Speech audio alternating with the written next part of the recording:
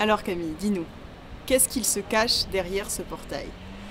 Alors, nous sommes ici devant le portail, ou plutôt un portail, puisque c'est pas l'entrée principale, d'un endroit qui est un palais et un jardin, et qu'on appelle la Quinta des Regalera. La Quinta des Regalera, c'est à Sintra. Sintra, qui est une ville qui est à quelques encablures de Lisbonne, à une quarantaine de kilomètres.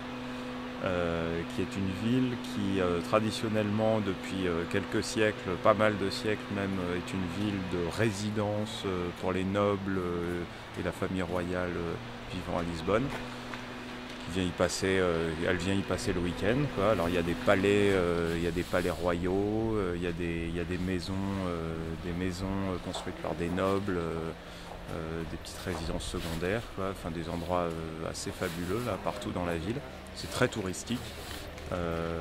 Et nous sommes ici donc devant cette Quinta des Regalera qui est en fait un de ces palais et qui a été construit au début du XXe siècle dans un style un peu pastiche de baroque, orientalisme, etc.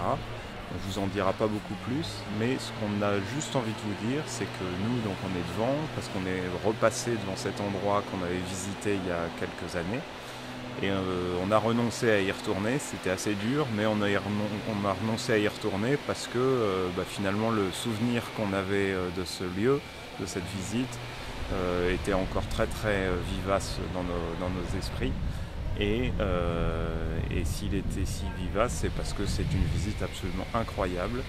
Et donc c'est juste pour vous dire que si vous avez l'occasion d'aller à Lisbonne un jour, eh bien n'hésitez pas à prendre le train pour Sintra. Il y a un train très facile à prendre pour Sintra. Et donc à Sintra, allez visiter la Quinta des Regalera, puisque c'est un endroit magique, plein de secrets, où on s'amuse énormément et qui vaut vraiment, vraiment le détour.